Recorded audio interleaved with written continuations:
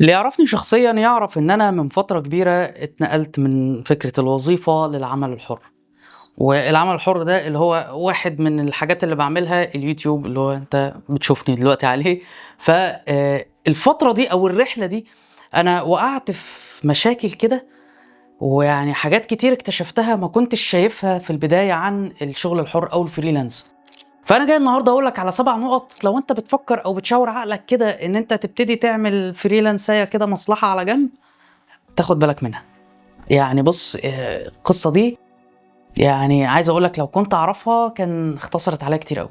إحنا هنتكلّم في ال7 نُقط دول في شكل حدوتة كده عشان ما تزهقش منّي. يعني هاخدك كده إيه، أكننا رايحين الرحلة مع بعض، أكننا ماشيين في الشارع مع بعض.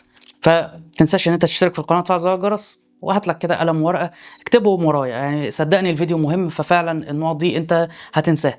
اكتبهم ورايا وتعالَ نشوف الموضوع بتاعنا.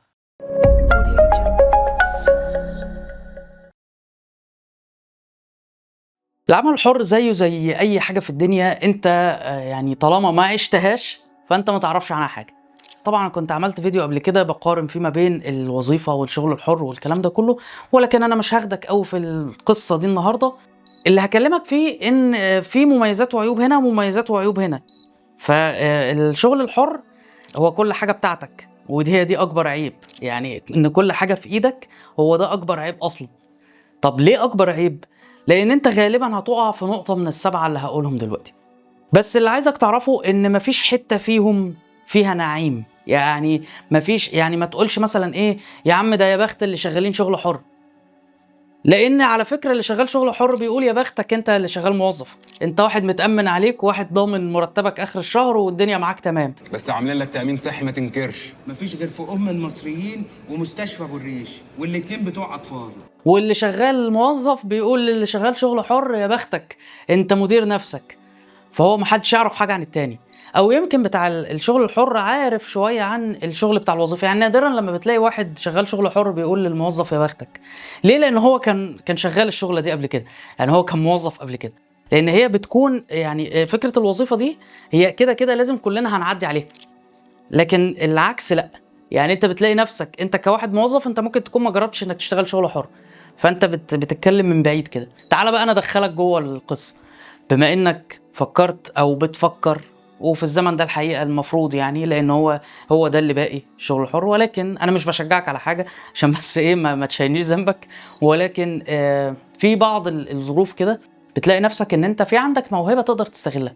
وده حال 90% مننا، ما هو أكيد كل واحد فينا عنده حاجة كده هو بيحب يعملها أو حاجة هو شاطر فيها فممكن يستغلها. فالفيديو ده مش الغرض منه إن أنت تروح تسيب وظيفتك وإن أنت تروح تشتغل شغل حُر.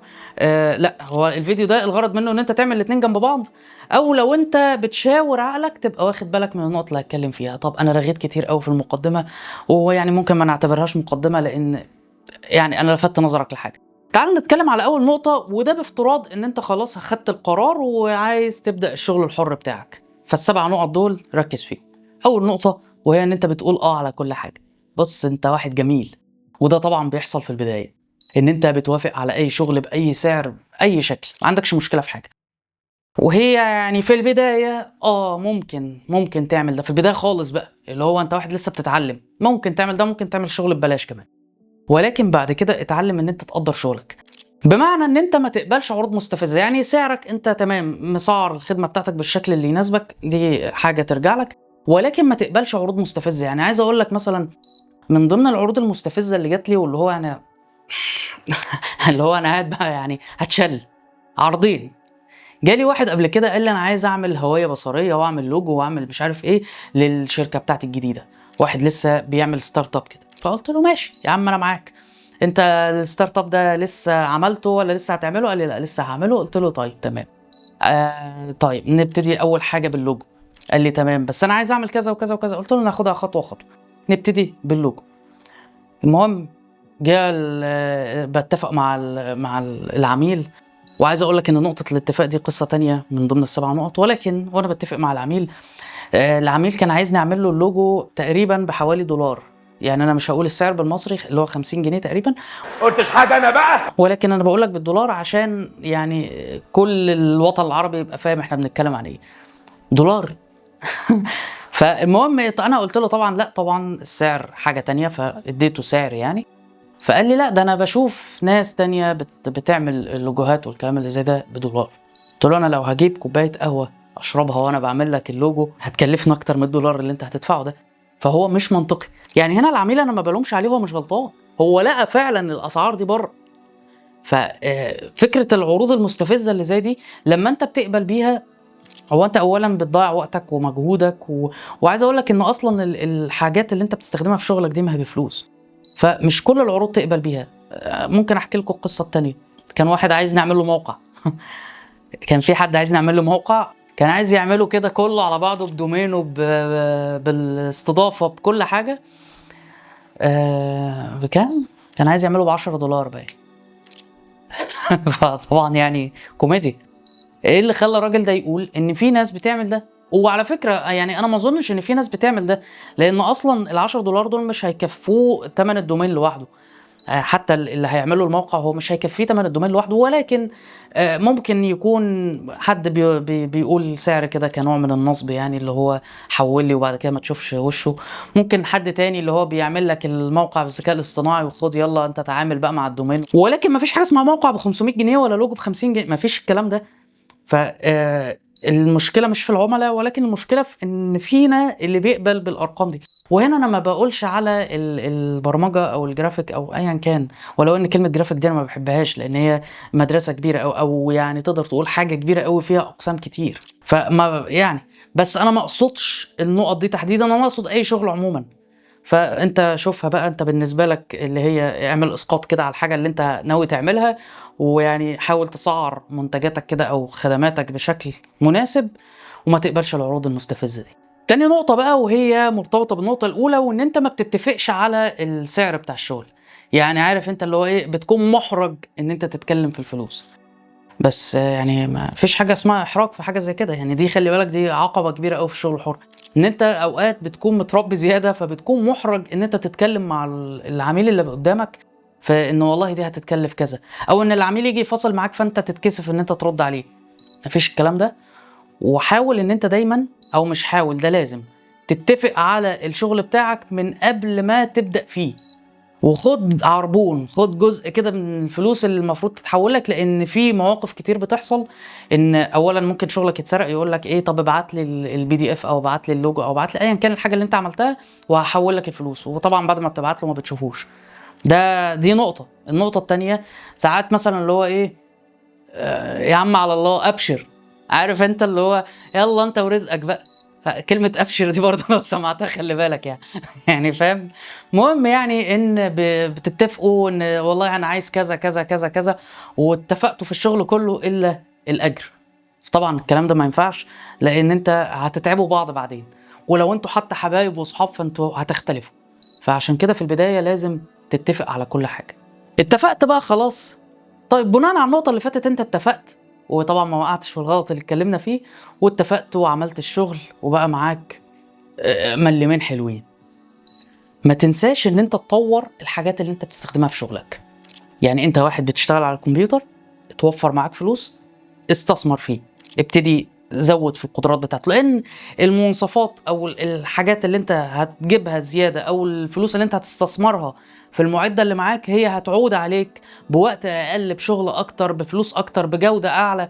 فما تستخسرش في ان انت تستثمر في المعدات اللي معاك. انا عارف ان انت في البدايه هتكون الدنيا يعني ماشيه حالها، ولكن بمجرد ما تتوفر معاك فلوس، احنا لسه اهو مخلصين اتفاق مع عميل، فالمفروض ان انت دلوقتي معاك فلوس تروح تستثمر على طول وتطور المعدات اللي معاك.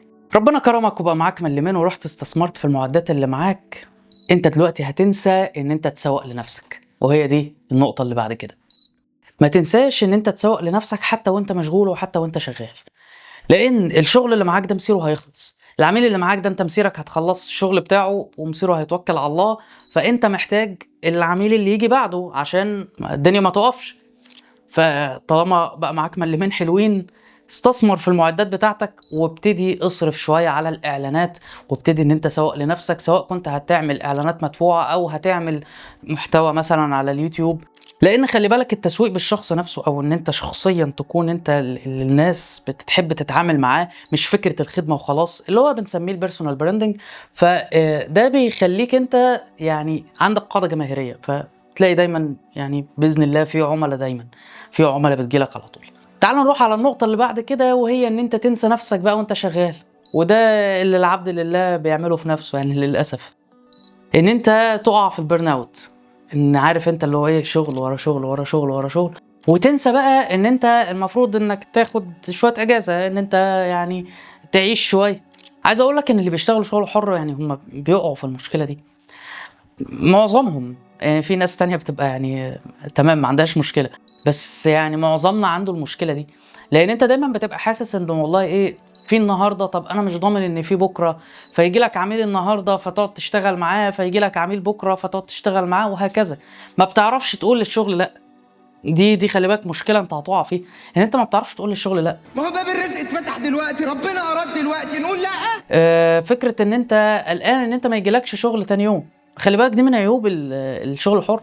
ان انت على باب الله، اللي هو والله يجي النهارده تمام، ما جاش النهارده يعني ربنا يسهل الحال. فما تقعش في المشكله بتاعت البرن اوت دي، او ان انت تنسى نفسك وتنسى صحتك، لان هي راس مالك. انت هتكتشف في الاخر، ودي للاسف انا اتعلمتها بالطريقه الصعبه، انت هتكتشف في الاخر ان انت هيجي عليك وقت انت لا طايق الشغل، وحتى لو عايز تشتغل انت مش قادر، مش عارف تشتغل. تلاقي نفسك حصل لك ارت بلوك، خصوصا لو انت شغال في حاجه بقى يعني فنيه. انا مش عارف افكر، ولا عارف اتخيل، ولا طايق امسك الماوس، ولا قادر اقعد على الكيبورد، ولا قادر اعمل اي حاجه. فده بسبب ايه؟ بسبب ان انا ما اديتش لنفسي ساعتين 3 راحه في اليوم، ولا يوم حتى اجازه. اضطريت ان انا اقعد شهر كامل انا مش عارف اشتغل، انا مش قادر اشتغل. وخلي بالك ده بيأثر عليك بدنيا برضه، انت بتلاقي نفسك صحيا انت مش قادر تشتغل، ونفسيا انت مفيش خلاص. فبتلاقي ان انت الموضوع جاب نتيجه عكسيه بقى، ان انت بدل ما كنت بتسوق لنفسك وبتستثمر في معداتك والكلام اللي زي ده، انت بقيت ساعات تضغط على نفسك عشان تطلع شغل، عشان العميل مستنيك، فالشغل يطلع زي الزفت. فده يأذي بقى التسويق لنفسك اللي انت عمل، بقى تسويق سمعة. ما بقاش تسويق بمعنى تسويق، لا بقى تسويق سمعة. ايه القرف ده يا جدعان؟ في ايه؟ شغلك زي الزفت، فشكرا. بينما ده مش انت بس نفسيا خلاص استويت.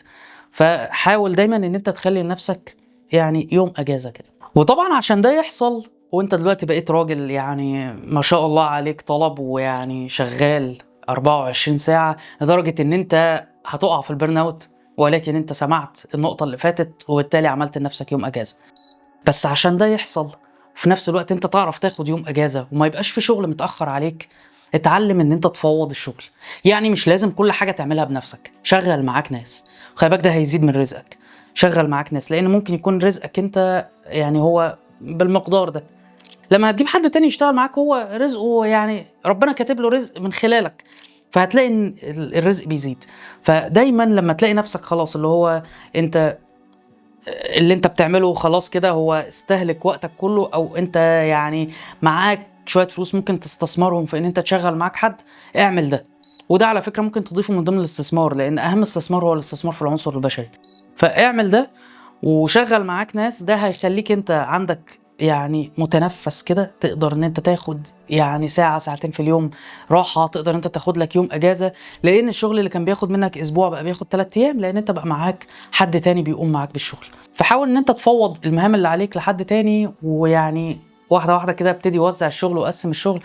ده هيخليك انت تكبر، وفي نفس الوقت يعني هتكسب ثواب في ان انت خليت حد تاني ان هو يشتغل ويبتدي يشوف رزقه، وفي نفس الوقت ربنا هيكرمك لان انت وسعت على الناس وساعدت الناس في ان هي توصل لرزقها. فابتدي ان انت وظف حد، ما تستخسرش في النقطة دي، وما تفكرش ان اللي هو والله طب ما انا بقدر اعمل كل حاجة لوحدي. تمام، انا بقدر اعمل كل حاجة لوحدي عادي، ولكن مشغل معايا ناس، لان مش هقدر ان انا اعمل كل ده. يعني انا مش هقدر ان انا اصد مثلا على تصوير وسكريبت ومحاضرات تدريبية ومونتاج ورد على العملاء، وان انا اتابع السوشيال ميديا، مش هقدر، مستحيل. فدايما فكر في ان انت تشغل معاك حد بمجرد ما تحس ان الشغل بدأ يزيد عليك. دلوقتي انت بقيت راجل ما شاء الله عليك، او انت بقيتي ست يعني ما شاء الله عليكي، عندكوا شغل كبير ومشغلين معاكوا ناس ومستثمرين في الادوات بتاعتكوا، وبتاخدوا يوم اجازة والدنيا حلوة قوي. اخر نقطة بقى، وهي ان انت ما تخلطش ما بين جيبك وجيب الشغل. في البداية الكلام ده يعني ماشي حالك عادي، الاتنين واحد، لان كده كده انت ممكن تلاقي نفسك بتصرف من جيبك على الشغل وده طبيعي جدا. ولكن بعد كده حاول ان انت تعامل نفسك كموظف عند نفسك، بمعنى ان انت تخصص لنفسك مرتب، والله اللي هو ده مرتب زي الموظفين اللي معايا. فبالطريقه دي انت بتدي لنفسك مساحه ان انت تطور اكتر في الشغل اللي معاك، وبتدي لنفسك مساحه ان انت تستثمر الفلوس اللي جات لك دي في ان انت تعين ناس اكتر، في ان انت تستثمر في المعدات بتاعتك، في ان انت تعمل اي حاجه. ايه يا عم، هتحطهم في ذهب، هتحطهم في اسهم، هتحطهم في اي حاجه، ولكن خصص لنفسك كده مرتب، هو ده جيبك الشخصي. افصله عن فلوس خلينا نسميها الشركة بتاعتك، افصله عن فلوس الشركة بتاعتك او الشغل الحر بتاعك. اتمنى يكون الفيديو كان مفيد ومسلي بالنسبة لك. حبيت ان انا يعني احكي لك ال7 نقط كده في هيئة قصة، بحيث ان يبقى الموضوع لطيف معاك وما تحسش بملل. فللاسف معظمنا بيحس بملل بسبب موضوع الفيديو اللي فات، فلو ما شفتش الفيديو اللي فات انصحك جدا انك تروح تشوفه. ما تنساش بقى ان انت تكتب لي في الكومنتات كده انهي نقطه من دول، لو انت كنت شغال فريلانس يعني انهي نقطه من دول انت وقعت فيها، ويعني ده يا سودا لو تكون وقعت فيهم ال7، لان انا وقعت فيهم ال7 الحقيقه واكتر منهم كمان. بس حسيت ان لو حطيت لكم نقط اكتر من كده الفيديو هيكون طويل وانا عارفكم بتزهقوا. فتنساش ان انت تسيب لي كومنت تقول لي ايه اكتر نقطه انت وقعت فيها فعلا وحسيت اللي هو يا ريتني ما عملت كده. انا حابب اسمع رايك، ولو في حاجه انا ما قلتهاش وانت عملتها سيبها لي في الكومنتات نستفيد من بعض. تنساش ان انت تشترك في القناه وتفعل زر الجرس. اشوفك الفيديو اللي جاي. سلام.